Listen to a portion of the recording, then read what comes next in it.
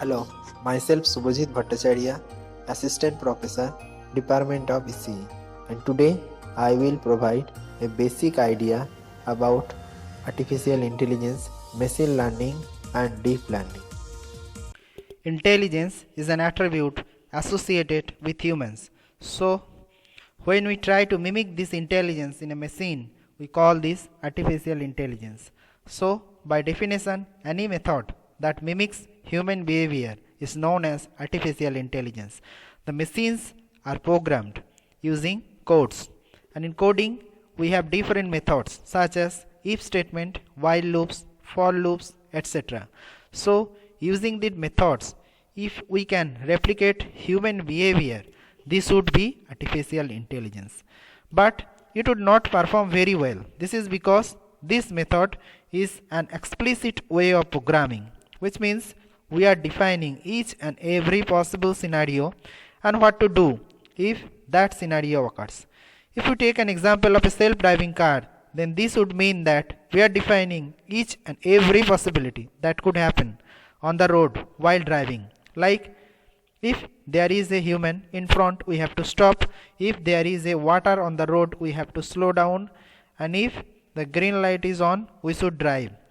Now these scenarios, they sound very simple if you look at them individually. But what if a human in front, the road is wet and the traffic light is green, all at the same time? What to do then? So in theory, there are infinite possible scenarios. So writing all these scenarios would not be possible. So here comes machine learning to the rescue. So machine learning is a part of artificial intelligence, but the main difference here is that it is not based on explicit programmings. This means that instead of defining the rules, the machine itself will learn the rules. Let's take an example. Let's say we want the machine to learn differentiate between cats and dogs. In this case, we will define some features of the cat and some features of the dogs that separates them from each other. Now this feature definition is happening in numbers rather than just saying that the cat has small ears or the dog had bigger ears. So based on these features, the machine is able to learn differentiate between a cat and a dog. Now this is known as a classification problem, where we have a limited number of classes and we need to sort out new data into one of these classes. The other main type of problem is regression problem, where we have a continuous number rather than a limited classification. So let's take an example of real estate. Let's say we want to know the price of a house based on its location, number of beds and size in square foot. So these three values are basically our features. So we will give the machine some previous data where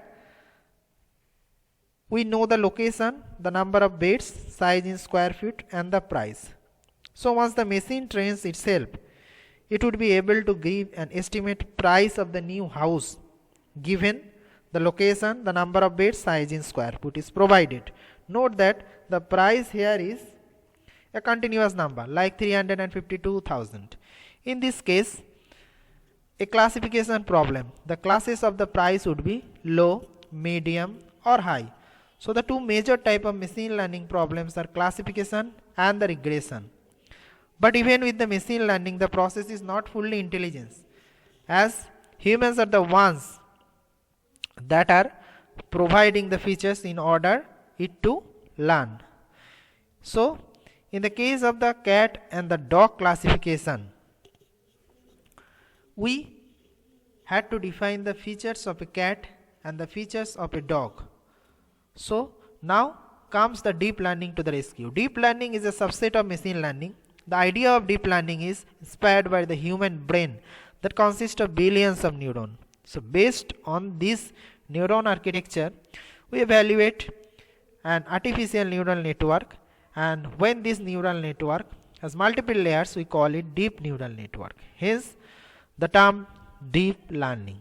So here the idea is that we just show the machine the different images of cats and dogs and it finds the relevant features that separate them by itself and train itself to differentiate between cats and dogs. This method is closest method to the human intelligence and therefore has shown promising result in many different fields.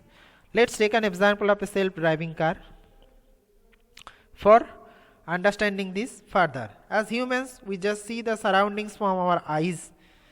Based on that we decide on whether to brake, accelerate or steer the car.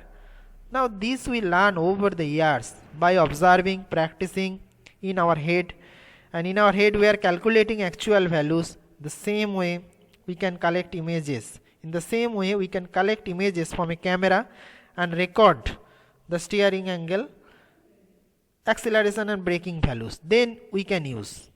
Now this data to train our machine. We can use this data to train our machine. Now when a new image is shown to the machine, it will decide by itself how much to accelerate, brake or steer. Note that this example we did not define any features such as road lanes, bumpers or even the obstacles. So it observed and learned by itself which features are relevant for driving.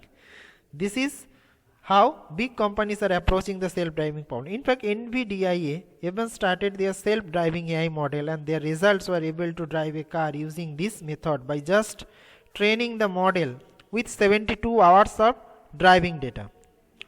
So, in summary, AI is mimicking the human behavior by any means, whereas machine learning is a subset of artificial intelligence that does not use the explicit programmings. That means that it does not using any fixed rule but requires features from the humans. Now the deep learning is a subset of machine learning that does not require any features definition from human. It is able to decide by itself which features are relevant and train itself on the given data.